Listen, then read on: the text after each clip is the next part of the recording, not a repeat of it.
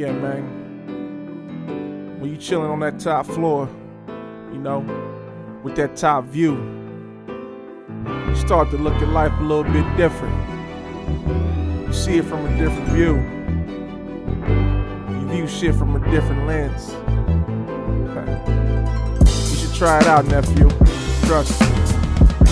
On the top floor with the top view, I'm number one, ain't no number two. Yeah, life is what you make it. When you get that open shot on the floor, you better take it. On the top floor with the top view, I'm number one, ain't no number two. Yeah, life is what you make it. When you get that open shot on the floor, you better take it. On the top floor, looking over life, I'm the Dark Knight. We gon' fly tonight, red eye flight. If the price is right, it's just me and cuz. Yeah, that's G.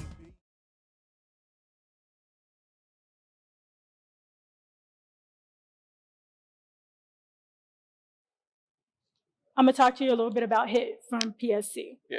There's a rumor that he actually battled Corrupt, and you were there. Oh yeah. So tell us a little bit about that situation. Well, it was, I think Bang was there. Yeah, Bang, me, Bang, Head. I don't know if GB was there. Corrupt, of course. It was during the time when Corrupt was. He had the I think the Corruption album or something. The double disc CD. Anyway, he was playing some new songs. You know, we was all fam. Mm-hmm. You know, so we all hung with each other. And they knew we was doing our shit too. So we listened to his new records. And he playing this shit, and that was at the time where he was doing the nigga rap. He kept saying that shit, and he was playing this shit, and we was like, that shit whack, Corrupt. And he was like, what? And he'll play another record. We was like, man, that shit whack too. And he was like in the cut, just sitting there, because he knew where I was going. You know, so I'm thinking like, this is time. You know, like this is the perfect time. This is the perfect set. I'm finna. So you set it up. Oh, I see it. He see the cover too. He was just like, I know. I can see it on his face. Like, I know what this nigga doing. So Corrupt was listening. We just talking shit to him. And I said, man, my boy here to serve you. And he looked. He like, him? I'm like, yeah. Mm-hmm. I'm like, here. He just sprung into action, put the beat on. Man, when he started rapping, I could just see Corrupt's eyes. I could see his eyes just lighting up like, God damn. You can see it like, you can see he was looking like, this nigga is spitting. You know what I'm saying? And he went in and did his shit. Man, it was classic. I wish that shit was on tape. Snoop came in. He heard that shit too. He did? He was in there. I wish that shit was on film. I'm telling you. I can't even recite the words that were being said, but it was fucking electric. You know what I'm saying? And when it was all said and done, he shook his head and he was like, man, you got some shit. And I was like, I told you. I told you. I hear you. I definitely hear you. Yeah. Talk a little bit about your transition from battle rap to actually being E.Money, the artist. Yeah. So I know that you formed a group with also a member of Porno Style GB. Yeah. Tell us a little bit about that. Well, once we had got a deal with Tommy Bruno on Lethal, it was Porno Style, but then we called the album Frat House. Okay. But then we was changing it to PSC. But at the time, T.I. had a group, PSC, and he had PSC copywritten, like he owned that shit legally. So we couldn't come out as PSC because to the ear, you know, Porno Style sounds crazy to mainstream. So we dumbed it down to the PSC, but we couldn't use that. But the album was Frat House. So we came with the idea. We were like, well, how about we just change the group to Frat House. So we just transformed PSC to Frat House. You know, so that's how me and GB came up with that shit. Okay. But yeah, but going from you know, battle rapping and actually being a seasoned artist, I like it better, you know, because it's like you put more into the art, you put more into the craft. You know what I'm saying? Like battle rapping is like, to me, it's like having a conversation. You know, you just talking a little bit of shit.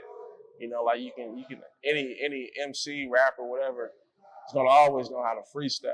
You know, you're gonna always know how to talk shit to somebody when you engaging in a battle rap. But a lot of battle rappers can't transfer over to good MCs, you know, good artists. Very true. You know, a lot of cats, they could battle rap their ass off. You know, they serve you quick.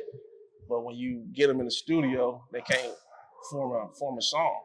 You know, and that was the thing that me and GB, we didn't really battle rap a lot. We hopped in and out, but when it came to actually doing a song, the cat that can freestyle and battle hella good, he can't fuck with us inside that booth. He can't put a song together. He can't write a hook. He can't put a melody together. He can't come up, you know, a concept of this. He can't stay on topic. If we talking about partying, this motherfucker talking about serving people and shit. Like, nigga, where you at on the song? This is what the song is about. So that's the line in the dirt when it comes from an artist and a battle rapper. And some cats remain on the battle rap side because they can't fully cross over to the artist side. And that's what we just like. We really took a lot of time into being great artists, you know, and seasoned artists, and displaying our skills on that level. Okay. So describe to me the moment that you knew as the group Frat House that you guys made a name for yourself. When we got our first deal with Tommy, because we did it collectively, but he also had a choice to sign us. So for him to say that I want you guys also separate outside of being a hitman, it's like, all right, me and G be like, yeah, we can do this shit. You know what I'm saying? Like, because he didn't have to take us with them. He could have said, I just want these cats. But he wanted all of us. Then we held our own, you know, when it came to do records, because we was shadowing behind being a hitman for so long. Other than them doing songs, me and GB barely did like songs on our own. So once we was able to step out of that shadow and say, damn, we could do this shit too. We better know how to do this shit. We've been following these motherfuckers for so long. If we can't do this shit, we don't need to be doing this shit at all. You know what I'm saying? So once we was able to step out and they was able to acknowledge like, oh, that shit is high. So we were like, yeah, we can do this shit. We can do it just as good as they can do it. You know, so it just made us better as a whole. You know what I'm saying? Because it's hard to carry the weight. You know what I'm saying? If you the only one knocking it out the park, you know what I'm saying, and your team ain't doing it. But if we all can step up and hit a home run, we unfuckable. You can't touch us. You know what I'm saying? So it was like, for a long time, like I said, being a hitman. Well, Hitman used to write the majority of like the hooks and shit. That he had a knack for that shit. But then when we started to pick it up, then he could kick back. He's like, let me just write this verse then. Then he could just fuck you up on the verse. He ain't got to worry about the verse and the hook. He could just focus on that shit. So once we all learned how to do the same exact thing and the shit sound good, it just made everything sound better. Then we started to bring more people in, and that's why it's the style. You know, that's because everybody had a different style, and everybody can get to that level where they can, you know, write a hook, you know, can write a verse, write a song, have a great concept. So, yeah. Okay. Do you feel like you had the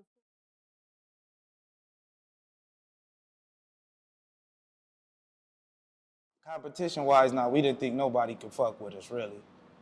But it was. That's not saying that there wasn't a lot of good talent that we seen.